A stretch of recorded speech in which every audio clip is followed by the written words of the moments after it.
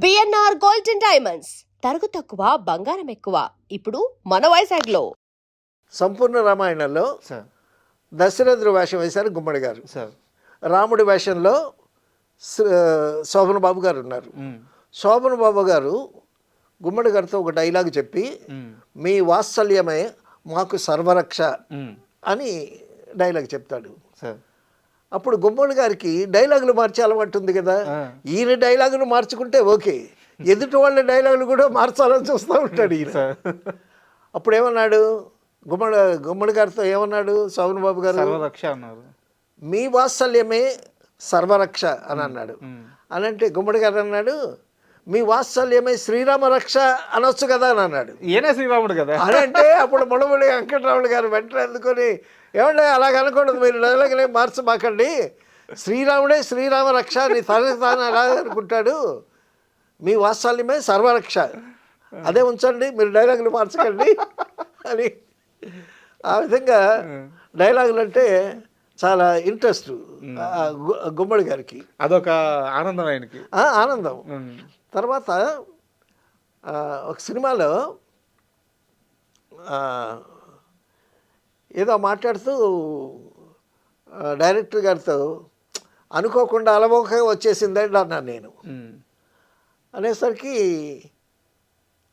ఏమన్నారు ఏమన్నారు ఏమన్నారు అబ్బా ఏం మాట వాడారండి అలవోకగా, ఆహా ఏం మాట వాడారండి అని అంటాడు. అంటే ఆ మాటలు అంత సాహిత్యం అంటే డైలాగులు అంటే అంత ఇంట్రెస్ట్ అయింది గుమ్మడి గారికి. తర్వాత ఒకసారి ఇది ఎందుకు వచ్చిందంటే జగ్గి గారు కూడా ఉన్నారు స్పాట్లో. జగ్గి గారు ఉండి నేను కాస్త తెలుగు పండితులుగా చేసి ఉన్నాను కదా, తాడు పేడు జంట పదాలు కదా అన్నారు జగ్గి గారు. అని అంటే నేను అటు ఇటు చూస్తున్నాను, మిమ్మల్నేనండి అని అన్నాడు ఆయన. అనంటే అవునండి తాడు పేడు జంట పదాలే, తాడో పేడో తేల్చేస్తానంటారు అవి జంట పదాలే అని అన్నాను నేను. సో పక్కన అందుకుని అప్పటి నుంచి ఆ డైలాగ్ పేపర్ ఇస్తే అన్నీ కరెక్ట్గానే ఉన్నాయా, ఏమన్నా మార్చడానికి ఉంటుందా గుమ్మడి గారు. ఆ ఇంట్రెస్ట్ అయితే ఈ ఇంట్రెస్ట్ ఎక్కువైపోయి బోయిన సుబ్బారావు గారి సినిమాలో ఏదో మార్చబోయాడంట ఆయన. బోయిన సుబ్బారావు గారు గుమ్మడి గారు మీ పని మీరు చేయండి, మా పని మేము చేస్తాం. అగ్రెసివ్ కదా బోయిన సుబ్బారావు. ఆయన మనిషి ఎలా అల్పంగా కనిపిస్తాడు కానీ చాలా డిటర్మినేషన్ ఉండేటువంటి డైరెక్టర్. మంచి హిట్లు ఇచ్చాడు. తర్వాత లాస్ట్లో ఈవీవి సత్యనారాయణ గారి దగ్గర గుమ్మడి గారు యాక్ట్ చేశారు. యాక్ట్ చేసేటప్పుడు ఏదో మాట తేడా వచ్చి గుమ్మడి గారు ఎంత చక్కగా డైలాగు చెప్తాడు ఆయన. దానికేమో నూతన ప్రసాద్ చేత డబ్బింగ్ చెప్పేసరికి చాలా హర్ట్ అయ్యాడు ఆయన. ఓకే గుమ్మడి గారు.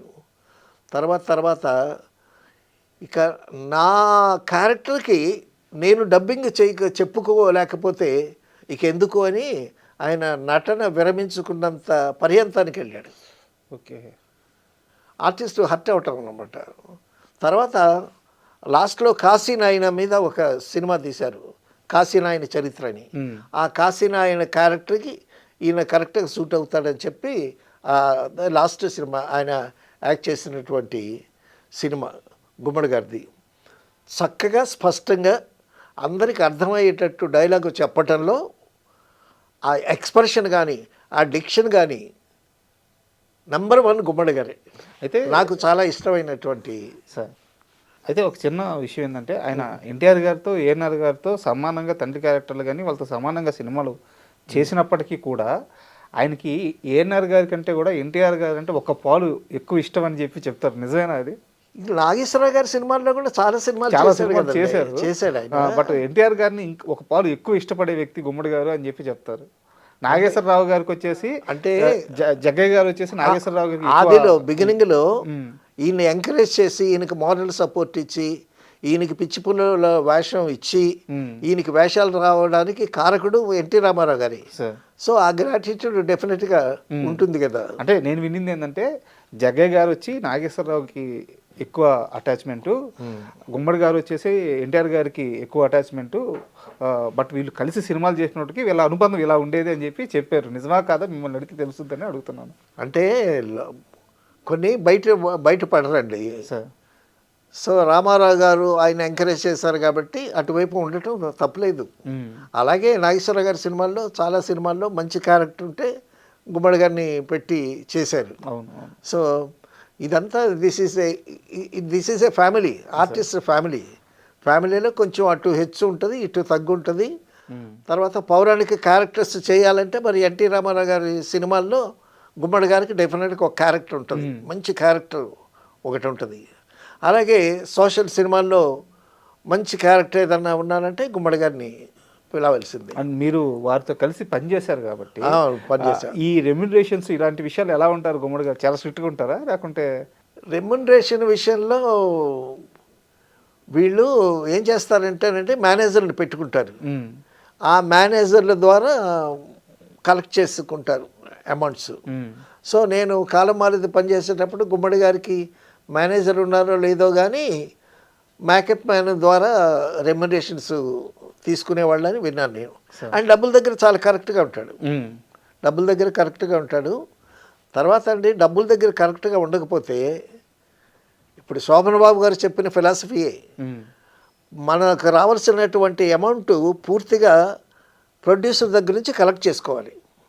కలెక్ట్ చేసుకోకపోతే బ్యాలెన్స్ ఉందనుకో నెక్స్ట్ సినిమాకి వాడు మనల్ని పిలవడం మొహమాటం. కాబట్టి నెక్స్ట్ సినిమా కూడా మనం లూజ్ అవుతాం, ఛాన్స్ కూడా పోతుంది. డబ్బులు పాడవే కాకుండా ఇప్పుడు నయాన్న భయాన్ని డబ్బులు కలెక్ట్ చేసి పెట్టేసుకుంటే ఇదిగా మనసులో బాగా ఫ్రీగా ఉంటాయి కదా. అవును, నెక్స్ట్ సినిమాకి డెఫినెట్గా పిలుస్తారు. ఇది చాలా బాగుంది. ఇది శోభన్ బాబు గారు పెట్టుకున్న రూల్ ఇది. శోభన్ బాబు గారు నాకు సరితబాబు గారు చెప్పారు, శోభన్ బాబు ఇలా చెప్పాడు అని. కరెక్ట్, అసలు చాలా బాగుంది. డబ్బింగ్ అయ్యేలోగా డబ్బులు వసూలు చేసుకోవాలి. డబ్బింగ్ అయిపోయిన తర్వాత ఇక వీళ్ళతో పని ఉండదు కదా. అవును. సో డబ్బింగ్ అయ్యేలోగా డబ్బులు ఇస్తేనే డబ్బింగ్కి వస్తాడు శోభన్ బాబు గారు. మరి మీలాగా నేను గట్టిగా అడగొచ్చా అని అంటే అడగాలి. ఎందుకంటే డబ్బింగ్ అయిపోయిన తర్వాత మనతో పని ఉండదు. ఆ బ్యాలెన్స్ వస్తాయో రావో తెలియదు. డబ్బు అమౌంట్ పూర్తిగా పడింది అనుకో, మనం డబ్బింగ్ చెప్పేసామనుకో, ఆ సినిమా హిట్ అయ్యి ప్రొడ్యూసర్ నెక్స్ట్ సినిమా తీశాడనుకో, అప్పుడు డెఫినెట్గా మళ్ళీ క్యారెక్టర్ ఉంటే మనల్ని పిలుస్తాడు. మన బ్యాలెన్స్లో అక్కడ ఉన్నాయనుకో, మనకు ఆ క్యారెక్టర్ ఉన్నా సరే ఆ మొహమాటంతో మనల్ని పిలవకుండా మరొకరిని పిలుస్తాడు. రెండు విధాల నష్టం అని టీచింగ్ అనమాట శోభన్ బాబు గారు శరత్బాబుతో. శరత్బాబు నాతో చెప్పినటువంటి విషయం. గుమ్మడి గారు కూడా ఇదే ఫాలో అయ్యేవాళ్ళు డెఫినెట్గా. సార్. సో ఆ విధంగా ఒక వేళ్ల మీద లెక్క పెట్టాల్సినటువంటి మంచి నటుల్లో చక్కగా డైలాగ్ చెప్పడం, చక్కగా ఎక్స్ప్రెషన్ ఇవ్వటం, ఆ చెప్పటంలో డెఫినెట్గా నెంబర్ 1 అని చెప్పుకోవాలి.